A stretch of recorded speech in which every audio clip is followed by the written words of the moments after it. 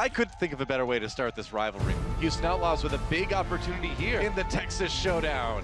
Gobat stealing all the glory. Linkser finds a kill onto Coco. I move for the kill. Pretty convincing win from Houston Outlaws. Dallas Fuel will barely come out on top.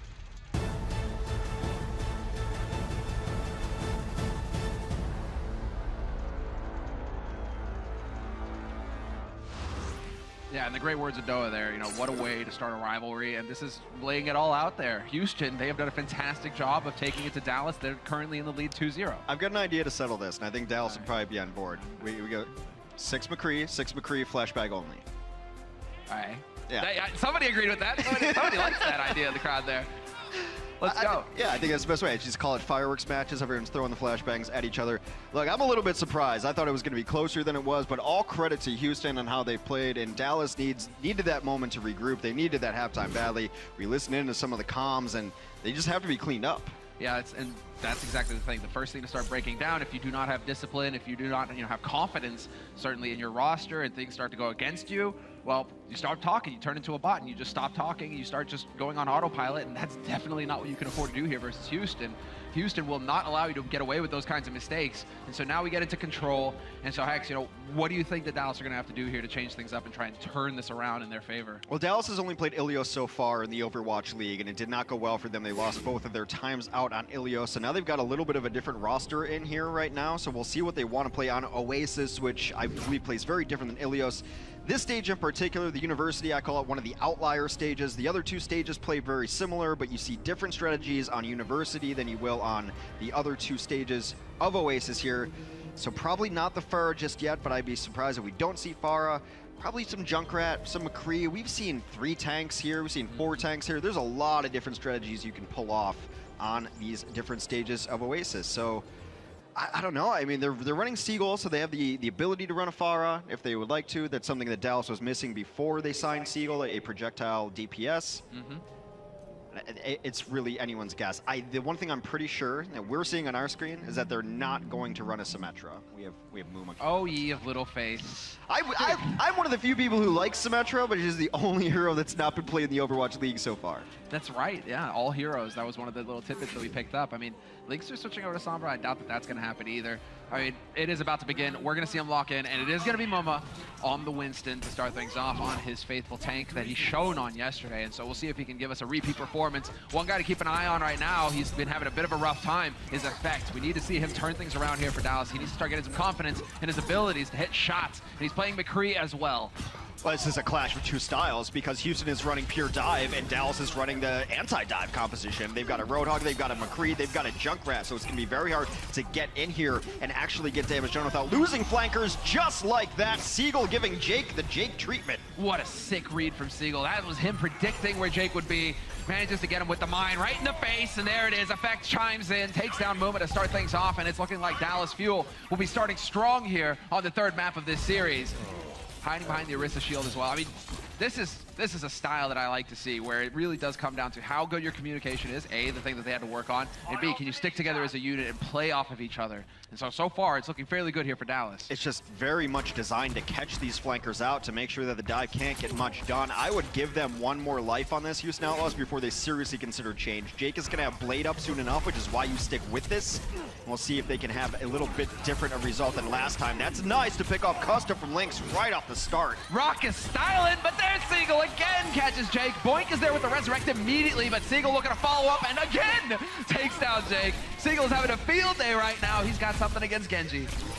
I feel like Jake plays Overwatch like an old school NES game. He always gets 3 lives. I've seen him get rezzed once, twice. I've seen him get both Valkyrie rezzes at the same time. They know where their bread is buttered. Interesting enough, a sub did come in that was Boink for Banny. I thought that might be because they want to run a Lucio. They likely do, just not on this stage going forward, as Boink is on the Mercy still.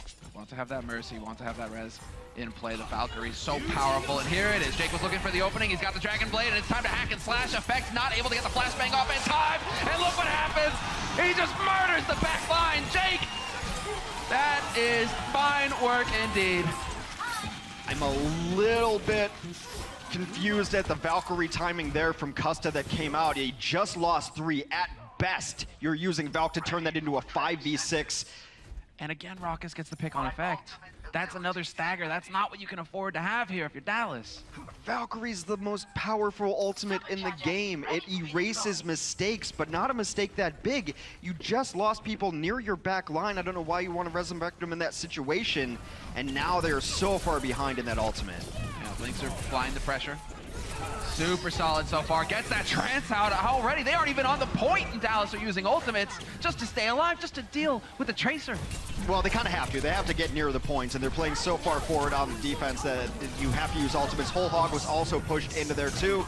Cool Matt flying down will take a little dip down to grab it, but that's a nice tire. Takes out Boink, who had Valkyrie up and in progress. Seagull has been a real positive here for Dallas. He just seems to have an impact every single time shutting down Jake, and now finding the key frag on the Mercy, taking the Resurrect out of the play, but somehow Houston are still finding kills despite all of that. Jake once again with the Dragon Blade, and Raucus just seems to be getting kills left and right on this Zenyatta. The issue with Dallas's composition is it's not really meant to reestablish once it's been broken. It's more of a static composition. They have switched some heroes off because they have to get back to the point, but ever since that first point got cracked, they've been unable to reestablish on the point, and that is a quick death from Coco. He will drop his bongos, and no music is playing anymore. Just tasing him. Costa will be able to come through with the Resurrect again to get him back into the fight. Moma messes No up one his saw jump. that. Nobody saw that. Yep, we'll ignore it. Because Jake right now, reflecting bullets back in their face, getting the slash as well. He's just staying so mobile, but Seagull, again, he has been Jake's thorn. And Seagull just looking to connect, and eventually he will. Jake, yet again, dies to the hand of the grenades. The question is it enough? As Raucus is alone up top, just throwing shapes out. He does hit some headshots. That's going to make them think twice about coming in. Custa very low. Will get pressure down. There's the communication that's on display from Houston as the support and to the Diva combo finish out that fight. Houston, one stage away from taking the set.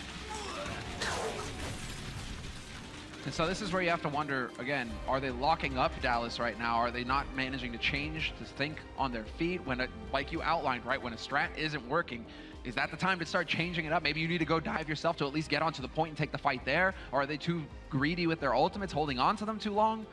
Tough to see right off the bat. Yeah, I mean, I think it was the opposite, and Custa's one of my favorite people, but that was a very strange Valkyrie. You just lost 3 to a Dragon Blade. Best case scenario, you get 1 kill and you bring 2 people back to life. You're going to be lower on the Valkyrie charge, and now you're even. It just seemed like that was the time to swallow your pride, and it goes back to what the desk said. Knowing when a fight is over, and it doesn't seem like Dallas has a great grasp on that right now. Well, Houston have got him by the horns, that's for sure. And it's looking very good for them. Momo with the high ground, just looking to drop on him. As soon as Dallas try and show any kind of presence on the point, just figuring it out here. He sure enough knows where they're coming from at this point. And Mickey will be playing the Roadhog again. We saw him struggle with it a little bit on Junkertown to start, and so he's really gonna have to start hitting some hooks here. He's gotta come up with the fire plays, Hex. Yeah, Mickey essentially is mostly just a Diva player, so when he does hit that early hook there, they're unable to finish it. Yes, they do find the finish there. Matt and Raucus now out of it. This is a fight that by the numbers, Dallas should win. They should be able to carry it forward. Mickey missing hooks, though. He is going to be able to take a breather, however, get back up to full HP, but Moma's doing a fantastic job of just staying alive. Eventually, Mickey will melee him to death. And this should be the turning point here for Dallas. And now it's a matter of not repeating history. They got the first point. It played out exactly the same, where they got the strong start and they started to gain that percentage. Now it's a matter of holding on here and stopping Houston from getting the retake. Yeah, Seagull with another pretty big fight there, chunking in so much damage. Mickey, you reverse caster cursed him. Said he's got to hit some hooks, and he hit some hooks. I see how this works. You have the power. Don't abuse it. It's gonna go to my head eventually. You know it. Funny thing is that I'm born in Dallas, so it's like I can't even really weigh in on this. There's an internal bias going on. That starts off Mickey out of the fight. That is a huge blade that comes through, gets the tire and the tire caster. Again, a late Valkyrie brings 2 back to life, and they're not even after that Valk. Oh, and well, really just not staying too focused there, Jake. You realize that he could not get that kill nice and clean. And so they still have the Valk of their own here for Houston. They can potentially stop Dallas from having any say in this because they're already gathering percent Houston. And for a second there, I thought that it was going to be the reset. They have nowhere to go. You can't back into traffic. And there it is. Jake gets a bit too greedy. Leaves a good dent in the bumper. How do you even claim that on your insurance? I hit a cyber ninja? No one's going to believe you. Hope that guy had a dash cam. This isn't Russia, Hex. This is Russia.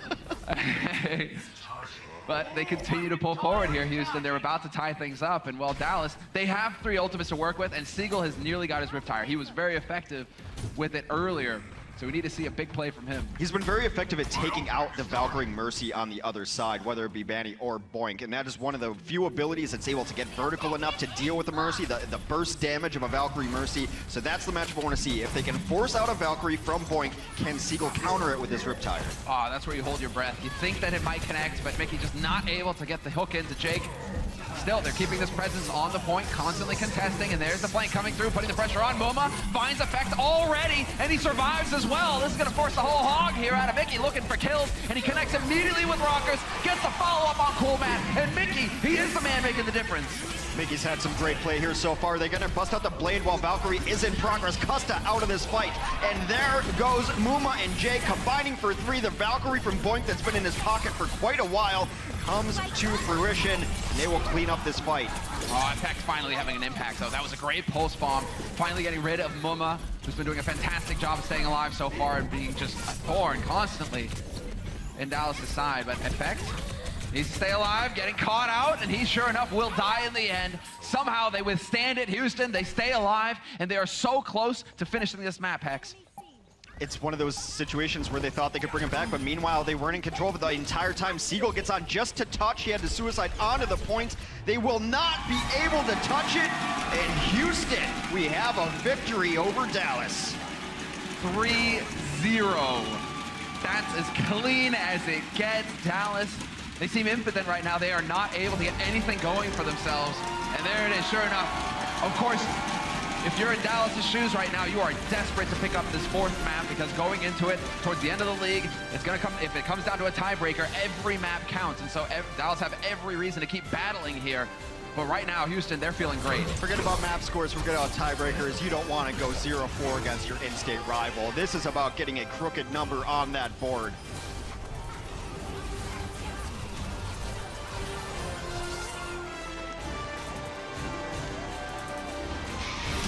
The Overwatch League is brought to you by Omen by HP.